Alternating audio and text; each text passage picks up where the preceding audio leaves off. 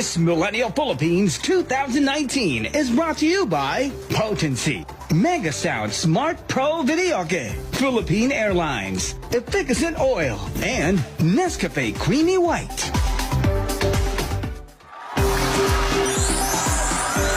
Ayan na ang crown at nandito na rin ang mga pasalubong. Ito yung Coco Jam. Kanina Paborito pa ko po yan. kami nag-iistibis ng mga pasalubong dito. At saka itong kutsinta, isasakay ko na to sa car ko. Mag-share ka kayo.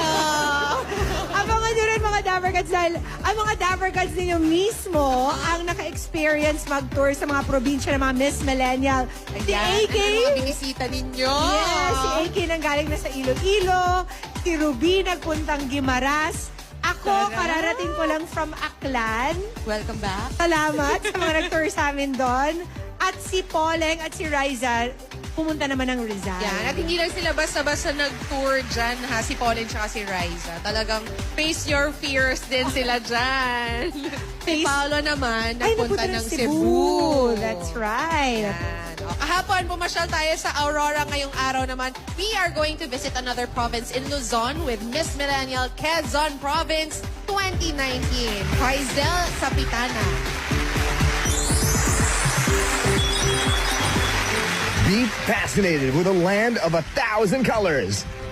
As Binibining Quezon 2019 shows off the beauty of her home. Quaisel Sabitanan, Miss Millennial Quezon Province 2019.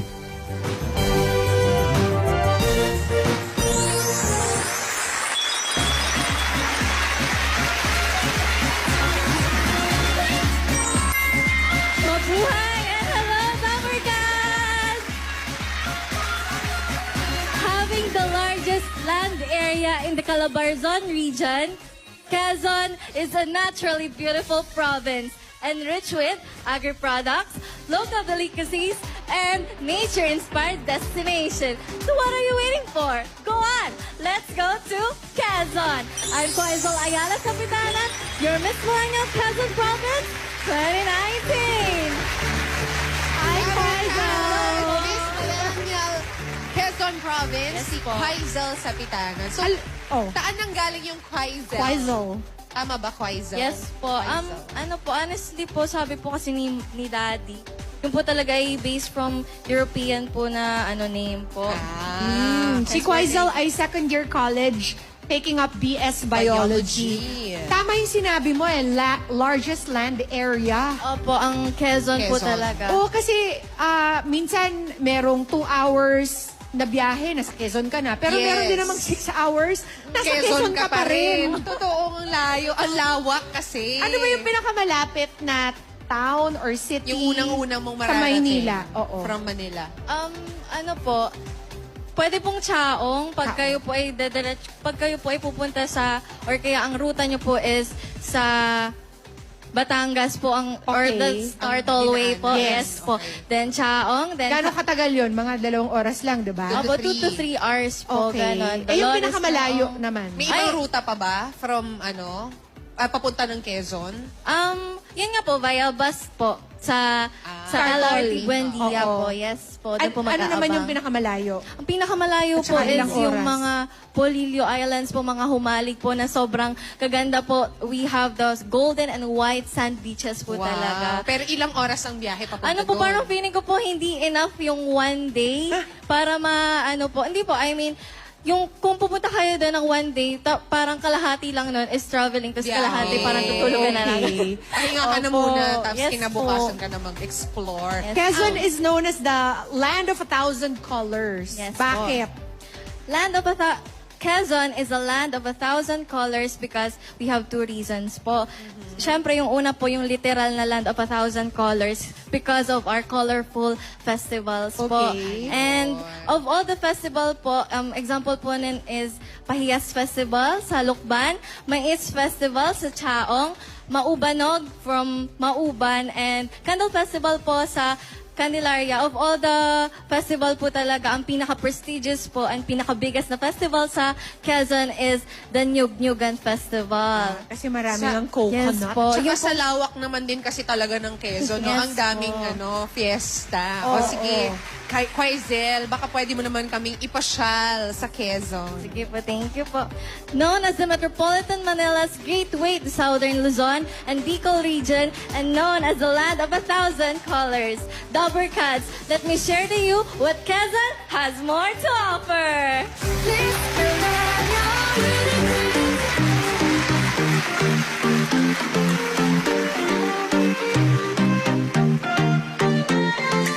Parini na at yan ang saya sa lalawigan ng Quezon!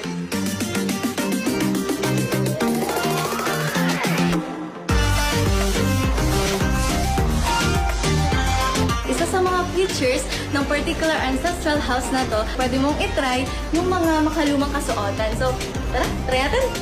Dabber Cats! Picture, picture!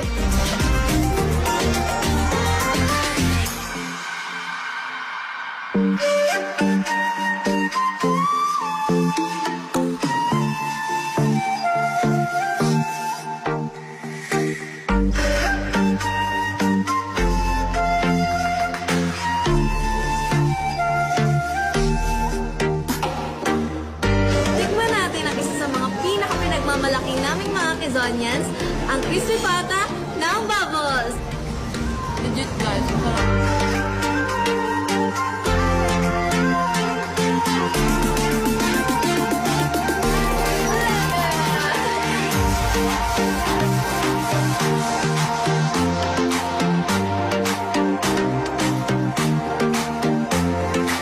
i-enjoy natin ang kakaibang dining experience dito sa Air Summit Gourmet.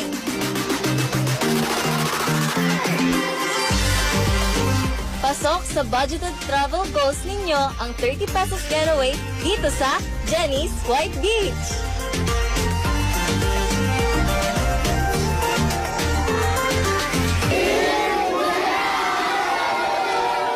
I'm Quaizel Ayala Sapitanan, your Miss Millennial Quezon 2019. Siguradong mag-e-enjoy kayo sa aming probinsya. Kaya't go on! Let's go to Quezon!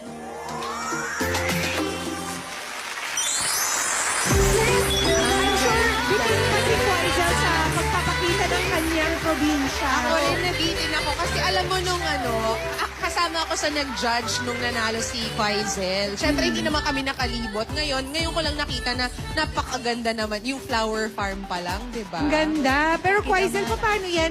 How many days dapat ang isang tabi ng isang turista para Pag lang... pumunta ng Quezon. Oo, para lang makita yung mga worth it places sa Quezon. Ano po, kung balak niyo po talagang puntahan yung mga all the tourist spots po sa Quezon, days and weeks will not be enough po. So kung ako sa'yo, simulan mo na ngayon. Punta ka na ngayon. Isang linggo ka Napakalaki po. doon. Yes Ganyan. po. Pero yun lang yung mga highlights ng tour ni Quaizel. If you want to know more, nandun sa Facebook page ng That's right. Eat Bulaga. Makikita niyo yan dyan. So, mapunta na Quaizel, tayo kung gano'ng karaming lalawigan sa Quezon. ganun din karami ang Ang pasalubong. Kulang pa po yan. Quaizel, ano yung top 3 na pasalubong na dapat matikman pag pumunta ng Quezon? Bukod sa kinakain ni Alan Kay. Ang sarap ng puto nila.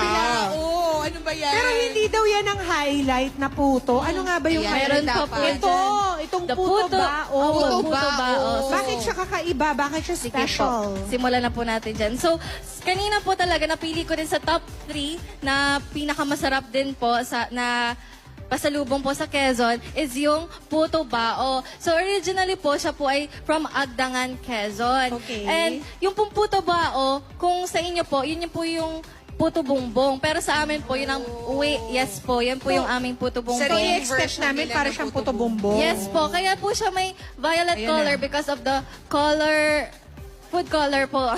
Hindi masarap kung kwentuhan lang eh, di ba? Kaya Then- talagang Tinikman lang. experience. Then gawa din po siya sa sticky rice. Sticky rice. And sa loob po nun is may bukayo, which is a coconut Oh my ano po talaga. gosh.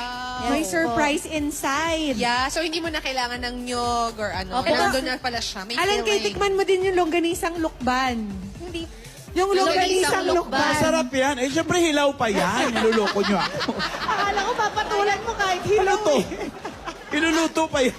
Oh, maliban sa puto ba o Quaizal, ano pa? Ayan, sakto po ang sabi ni Ate Pia kasi yung second naman po na napili ko is ang longganisang lukban. So, very compare po popular. dun sa mga common na sweet Longganisa. longganisa na alam natin, ito pong longganisang lukban, syempre originated from Lukban, Quezon. Siya po ay merong garlic taste but at the same time, strong sour taste din po. And perfect din po siya sa mga garlic rice, fried egg, and syempre po, Masarap suka. dyan yung mantika, sinasabaw mo dun sa kanin. Fly lies. Ay, ano naman yung pinagong? Ayan. Ay, nakita ko yan dito. Pinagong. Ito, pinagong. Pinagong. Pag may kaaway ka, tapos sabi nila batuhin mo ng tinapay, ito yung pambato mo kasi may masasaktan. Bakit special ang pinagong? So, ang pinagong po is originally from Sariaya, Quezon. And pinagong, siya po ay meron po siyang resemblance sa turtle or pagong, kaya po pinagong. Because this is traditionally turtle-shelled sweet bread that is crispy on the outside but soft and chewy in the inside. So, yun po. Okay. Naglalaway na ako.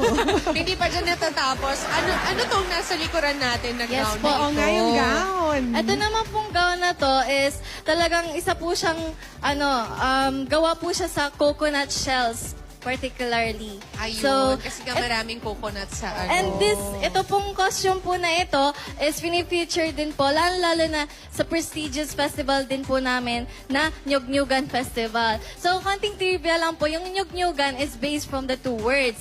Nyug means, syempre, coconut, and Yug-Yugan means move to the beat. Ibig sabihin po nun, Yuga. therefore, it is an amalgamation of agricultural heritage, but at the same time, the perfect Quezonian cheer. Ang galing ni Quaizin. Oo nga. Daming alam. Hawak ka lang talaga to. Thank you sa mga kababayan ni Miss Millennial Quezon Province, Quaizal, para sa mga pasalubong. Thank you Lalo na po po. sa tourism at local government ng Quezon Province. Very good ka doon, Thank you po. Quaizin. Thank you so Talagang much mahal na po. mahal mo talaga yung probinsya. Quezon. Kaya i-follow niyo po si Miss Millennial Quezon Province sa kanyang social media accounts to know more about her province. At may regalo kami para sa'yo mula naman sa mga kasama namin na Kami galing naman. ng Miss Millennial Philippines. Katulad na? May gift pack ka from Potency, the beauty of community. Meron pa rin videoke player from Megasound Smart Pro Videoke. Experience music and more with more than 18,000 built-in songs, free 2-year song updates, and with mobile karaoke app controller. Ang Miss Millennial Philippines ay inihati din ng Efficacent Oil, araw-arawin mo. Ng Nescafe Creamy White, mas masarap ang buhay pag walang pait. At ng Philippine Airlines. Fly with Philippine Airlines, the heart of the Filipino. Maraming salamat din po sa H&M Clothing. Quaizal, imbitan mo na ating mga Dabarkads na bisitahin ang iyong probinsya. Dabarkads, Dabarkads, nabitin ba kayo sa aking pinakita? Pwes, tara na't pumunta sa aking probinsya. Kung pupunta man kayo, days or weeks will not be enough to experience all of the tourist spots in Quezon Province. So if I were you, simulan mo na ngayon. Isang buwan lang kayo. Maraming salamat, Sergeant. Miss Millennial Quezon Province. Ayan, take it in basket. Once again, Quaizal sa Pitanan. Bukas, uy, Luan, pupunta tayong Ilocos Norte. Mga kababayan namin ni Tito Ruby. Dito lang yan sa Miss Millennial Philippines 2019. Sumugod naman tayo sa barangay sa One for All for One. Oh, pinagong. Bakit mo tinapay? The Miss Millennial Philippines 2019 grand winner will receive 500,000 pesos. She will move in from her new house and lot from Lesandra. Angat ka dito. She will also wear the crown, which stands for the strong, independent young Filipina who has a heart for her hometown. It's a crown pit for the next Miss Millennial Philippines.